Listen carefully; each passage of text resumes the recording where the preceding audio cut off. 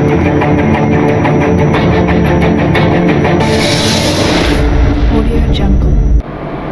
students, welcome to Chennai Academy.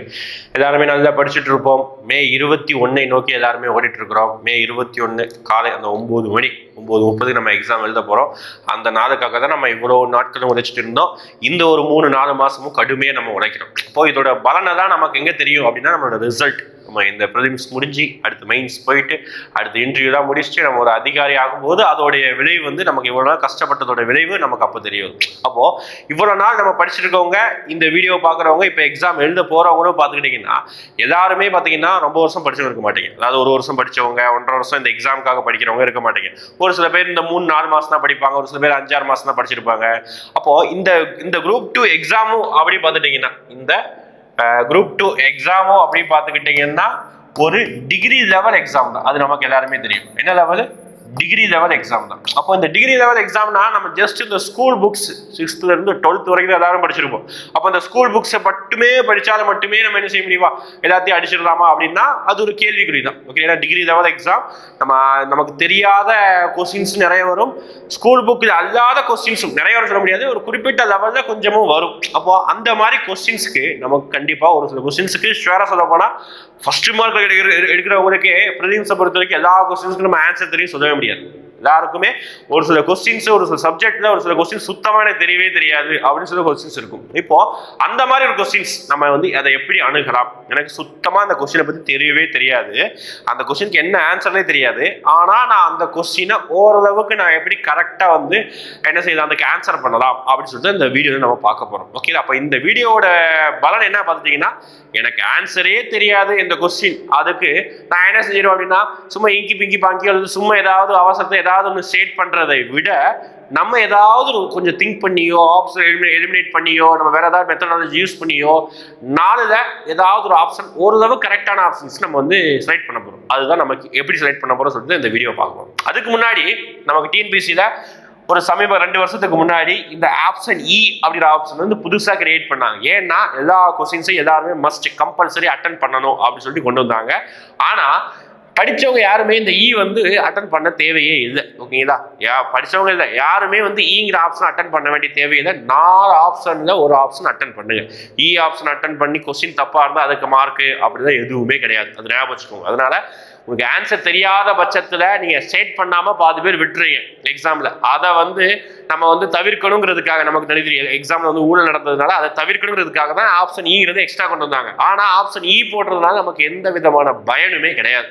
ஓகேங்களா, அதனால நம்ம 4 ஆப்ஷன்ல ஏதாவது ஒரு ஆப்ஷன் மட்டும் நீங்க செலக்ட் பண்ணுங்க. இப்போ நம்ம பார்க்க போறது ஒவ்வொரு கொஸ்டினா ஒரு 7 கொஸ்டின் 8 கொஸ்டின் இருக்குது.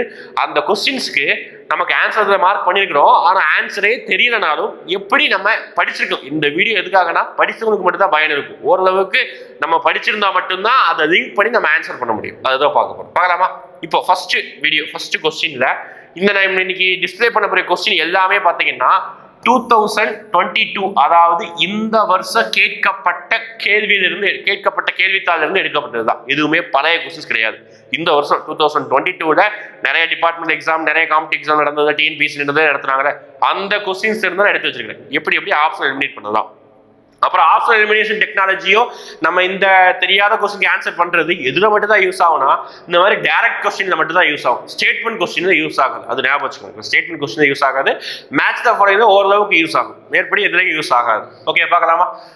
2022 கேட்கப்பட்டது. First, the formation of Kerala state. கண்டிப்பா ஒவ்வொரு ஸ்டேட்டும் கிரியேட் பண்ணக்கூடிய வருஷம் யூனிட் 5ல இருந்து கேட்கிறாங்க. அப்போ இந்த கொஸ்டினுக்கு நிறைய பேர் கிட்டத்தட்ட 28 மாநிலம் இருக்குது. 28 மாநிலமும் எந்த வருஷம் கிரியேட் ஆனது அப்படின்னு சொல்லிட்டு நம்மளால படிக்க முடியாது. எப்படி படிச்சவங்க படிச்சுக்கலாம், ஆனா நிறைய பேர் வந்து அதை ஃபோக்கஸ் பண்ணி படிச்சிருக்க மாட்டோம். அப்போ இந்த கொஸ்டினுக்கு அதுவும் கேரளா எப்போ கிரியேட் ஆனதுங்கிறது நமக்கு தெரியாது.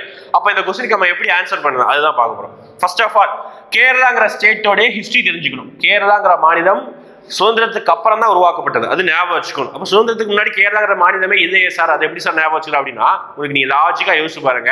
நீ ஹிஸ்டரி ஐஎன்எம்ல எல்லாம் படிச்சிருப்பீங்க. கேரளா வந்து சுதந்திரத்துக்கு முன்னாடி என்னதான் சொல்லுவாங்க அப்படின்னா திருவாங்கூர் சமஸ்தானம் அப்படிதான் சொல்லுவாங்க. எப்படி தமிழ்நாடு வந்து மദ്രാஸ் மாகாணம் சொல்றாங்களோ அதே மாதிரி கேரளா என்ன சொல்லுவாங்க, திருவாங்கூர் சமஸ்தானம் அப்படிதான் சொல்லுவாங்க. அப்போ திருவாங்கூர் சமஸ்தானம் 1947க்கு முன்னாடி அந்த பேர் தான் இருந்தது. கண்டிப்பா அந்த பேர் தான் இருந்திருக்கும். 1947க்கு அப்புறம் தான் மேபி மாத்திருக்கலாம். அப்போ இது 1947க்கு முன்னாடி ஏதாவது ஆப்ஷன் இருக்குதா? 2 ஆப்ஷன் இருக்குது பாருங்க. 1943 இருக்கு, அப்ப அது கண்டிப்பா வராது. 1946 இருக்கு, அதுவும் கண்டிப்பா வராது. ஏன்னா சுதந்திரத்துக்கு முன்னாடி பிரிட்டிஷ் டைம்ல கேரளாவை என்னதான் சொல்லி கூப்பிட்டாங்க?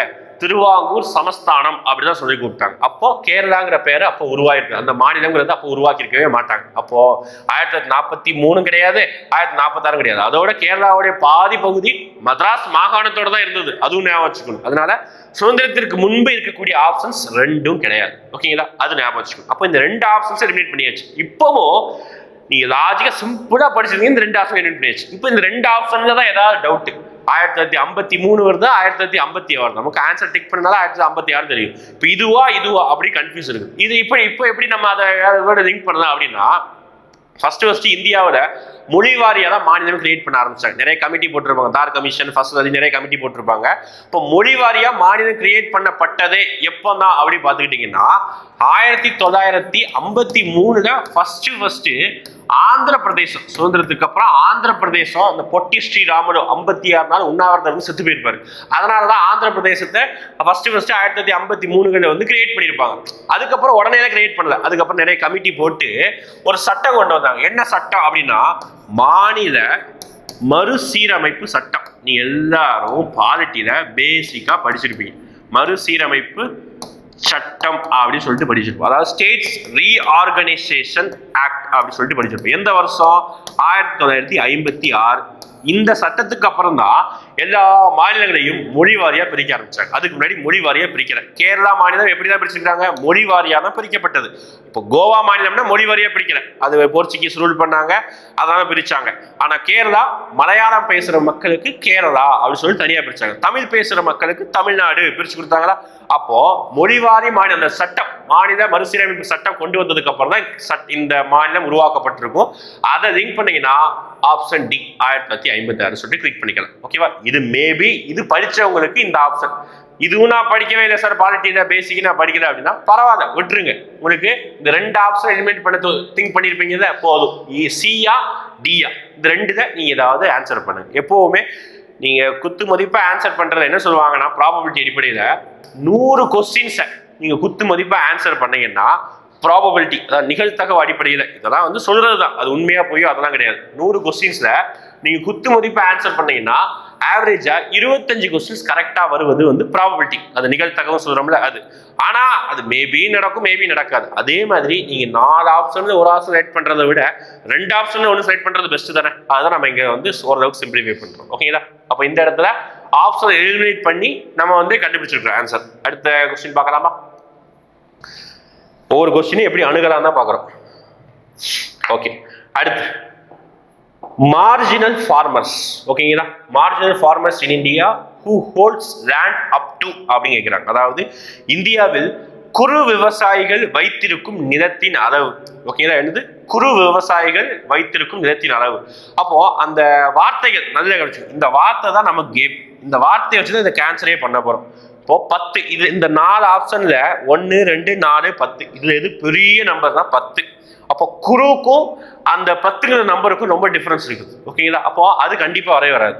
ஃபர்ஸ்ட் ஆஃப் ஆல் அந்த வார்த்தைகள் ஞாபகம் வச்சுக்கணும். அதாவது குரு, அடுத்து சிறு, அடுத்து நடுத்தரம், அடுத்தா பெருசு. ஓகே, என்ன சொல்றாங்க பாருங்க. மார்ஜினல், அடுத்து ஸ்மால், அடுத்து மீடியம், அடுத்துதான் லார்ஜ். இதுதான் சீக்வன்ஸ் ஆன வார்த்தை. எப்படி?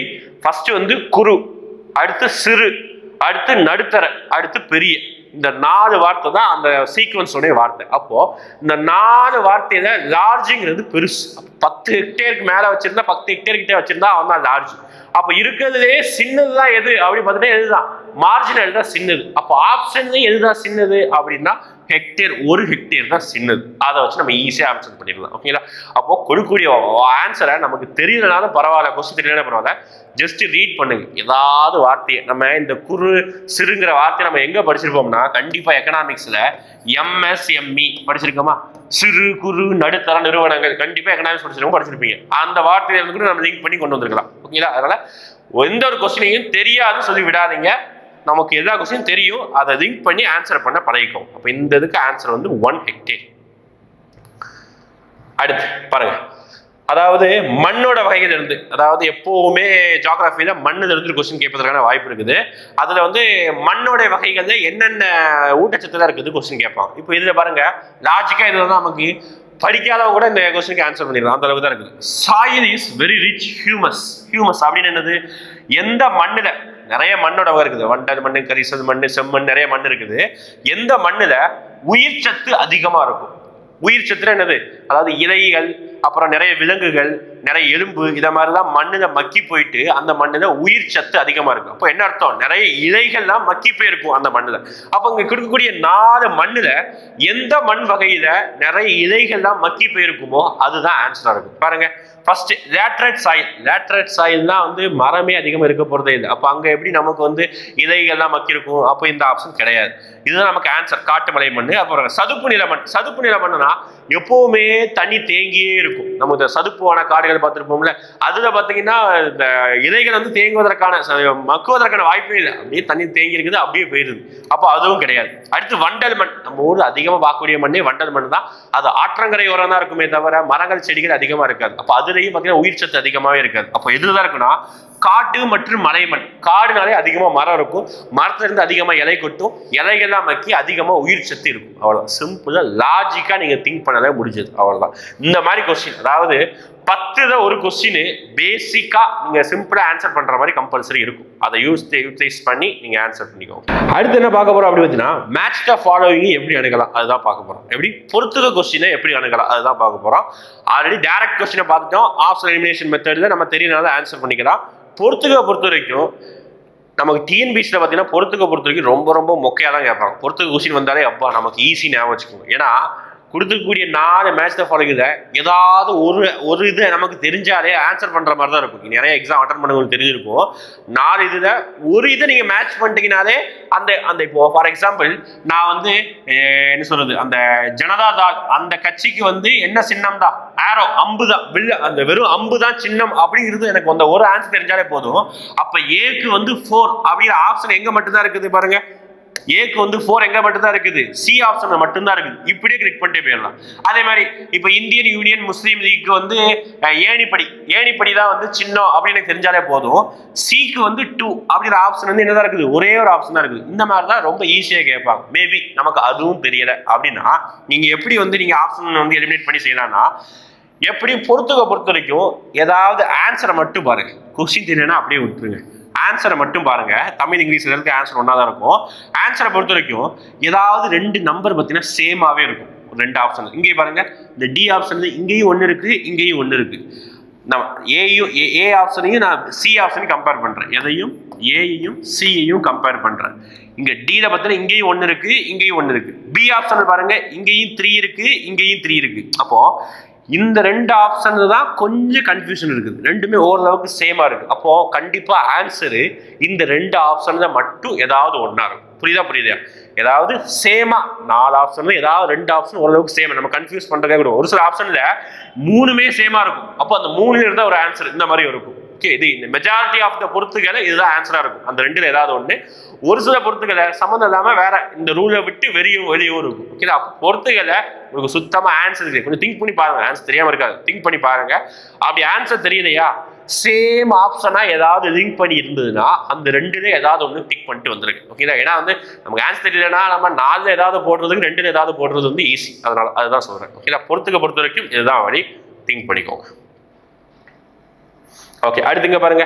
ஒரு யூனிட் 9ல இருந்து ஒரு கொஸ்டின், ஈஸியான கொஸ்டின். இதை எப்படி லிங்க் பண்ணிக்கலாம் அப்படின்னா, தமிழ்நாட்டுடைய சிஎம் உடைய வருஷங்களை வச்சு லிங்க் பண்ணிக்கலாம். பாருங்க, 3 language formula was adopted in education system of Tamil Nadu இந்த இயரா. அதாவது தமிழக கல்வி திட்டத்தில் மும்மொழி திட்டம், அதாவது 3 மொழி திட்டத்தை வந்து எந்த ஆண்டு ஏற்றுக்கொண்டாங்க அப்படின்னு பார்த்தோம். அப்போ 3 language பாலிசி, அதாவது 3 மொழி கொள்கை. நம்மளோட ஸ்கூல் சப்ஜெக்ட்ல 3 லாங்குவேஜ் வைப்பாங்களாமா. இந்த கொள்கையை கண்டிப்பா ஒரு கட்சி எதிர்த்திருக்கும். எந்த கட்சி எதிர்த்திருக்கும்? கண்டிப்பா டிஎம்கே கட்சி எதிர்த்திருக்கும்.